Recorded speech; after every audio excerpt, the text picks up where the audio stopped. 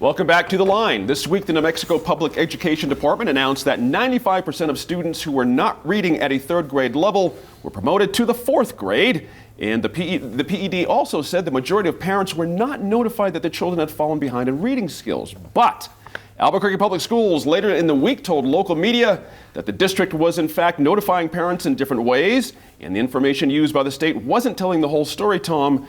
Third grade reading was a priority for this governor.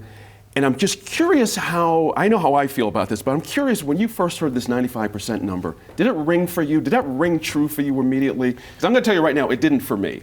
Something did not quite click there. So yeah, well, I didn't. I saw that 96% number, roughly 6,800 third graders statewide, and to know that first off, it's a high level, but then how many of them actually received the letters? It was just.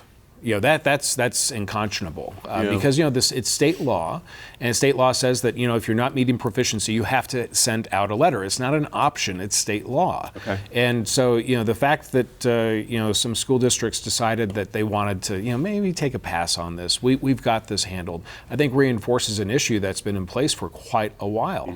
Back during my brief tenure with APS, the best third grade reading programs were at the sixth grade level, and all that this type of approach does. Of saying, no, we talk to them, as APS has said, that we talk to the parents, they know, well, there's nothing to document that. Okay. Email's not, in your view, email doesn't work quite the same as a written letter? Well, email could. Okay. But when it comes down to whatever the letter of the law is, and PED says that, a lot of school districts came up short on that, right. I think that's concerning. Okay, gotcha. What do you think, Andy? I should clarify, by the way, when I say I didn't believe the number, this is what we're talking about. My sense of it is folks were notified. It just didn't meet the letter of the law, like you're saying, right, as it stood there. I just want to clarify that.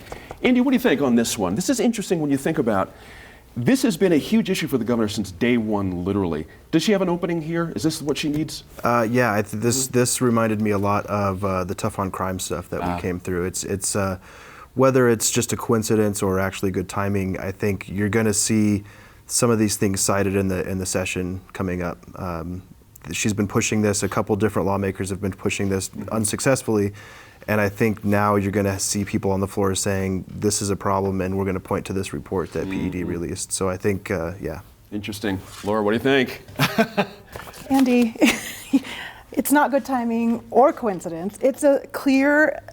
It's a clear strategy on the part of PED and the governor to try to prime the pump on this to support Monica Youngblood's bill on third grade retention. Yes. I mean, or third grade flunking, depending on how you think about it. It definitely was just, it was strategy. Right. I mean, there's no surprise. They had this data. There's no surprise that they released this. The only surprise was that they didn't do it closer to the start of session. Right. That they did it this far in advance when you could still have another cycle of news that would bump this off, the radar. Right. But nevertheless, this is why they released this. Gotcha. One thing I do want to clarify about Tom's point about the letter of the law doesn't say that you have to have a written statement. It says notification. Okay. I think the interpretation that PED currently, now there's questions about whether PED has actually provided this interpretation to the school districts, but PED's interpretation now is that it has to be in writing. Gotcha. Well, if you're going to interpret something, you really should let every school district know what your interpretation is. They've been doing up to now based on their notification and their policies and procedures. So in terms of documentation, obviously every time a teacher has a parent-teacher conference, they're going to document that. There's That's going right. to be information about when they actually scheduled it, what kind of conversation they had. In some cases, they create a team to assist some of these students. And I think the bottom line is, this obviously was done just to try to get more support for the third grade retention bill. Right. But the problem is that, the problem didn't start in third grade. The problem started much earlier. By the time they got to third grade, many of these students have all kinds of problems that could have been addressed at younger years with Head Start, with early childhood education funding. There's all kinds of, you don't start learning how to read in the third grade. That's right. You start learning how to read, even before kindergarten. On in some that, cases. has the governor given Democrats an opening on that very issue? I think there's early a big childhood ed, all opening that there, kind of thing. absolutely, that Democrats will jump on. Yeah. I wanted to point out that Republican Senator Gay Kernan from Hobbs was a big champion of this beginning, and I think it was last year before that, she kind of backed off, and you mentioned Monica Youngblood, so she's the new person. I just wanted to point out that there was a Republican doing that and kind of said, wait a minute, maybe I don't want to be the person on this. I appreciate that for sure. That's a difference. Daniel, I sense you not agreeing necessarily with Laura just then a second ago. No, it's not that I'm not agreeing. I think it's a perfect example, and I know Laura won't take offense to it, but it's the far left educrats protect the union. I mean, Laura just spent her time defending the process. At the end of the day, we still have kids that aren't reading in the third grade level. The answer isn't do we throw them back into the programs at an earlier age, because they're in the programs from early day, kindergarten, first grade, second grade. Now we're in third grade and they still can't read. The answer can't be put them back in the same program. And so at the end of the day, I think the problem is, look, parents have to bear some of the blame too. If your kid can't read in the third grade, you should be working with your child. You should be talking to your child. But then again, when the answer is, in passing, in a parent-teacher conference that we already know that 70-80% of the parents don't show up to, we said this, or we buried it in the middle of the back of a report card, or we said your kid, and so the answer then is we'll just send them to the next grade.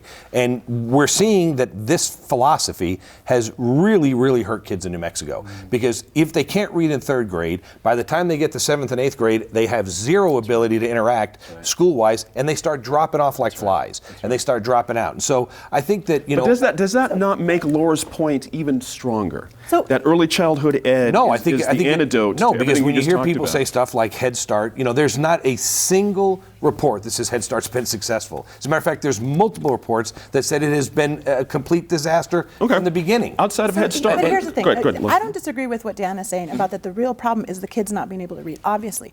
I think the issue that I'm taking, and certainly I think a lot of the Democrats have issues with this, is not, I'm not talking about protecting unions or anything like that, and I think that's where you're immediately going. What I'm saying is that the decision about whether to retain them or not should be parents, schools, and teachers. Everybody should be involved in that decision. It shouldn't be based on a standardized test.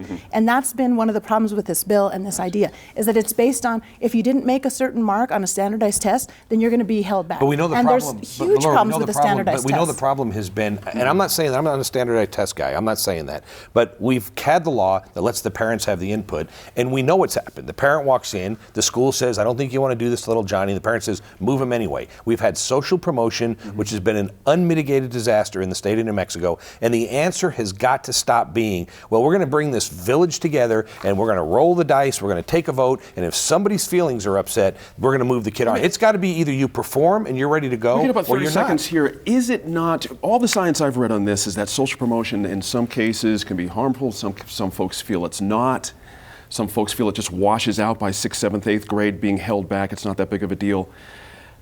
Is it still okay to promote like this, even though it's going to be impactful? No, I think for a it's kid like bad. this? I think if a kid, here's the thing, a kid in third grade, if you're telling me a third grader, right, that gets held back, all right, is got this emotional scar going forward, I'm telling you it doesn't exist. They don't even have great relationships with kids in third grade. That 9th grader that gets held back, that's when the kid drops out of school, and that's when the emotional scar is. To be continued, hold on, Andy. Sorry about that. We're out of time. Thank you all for being here this week. We'll just keep going with this a little later.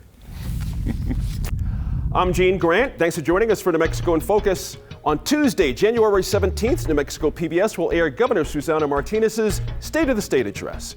Go to NewMexicoInFocus.org for details. We appreciate your time and effort to stay informed and engaged. We'll see you next week in Focus.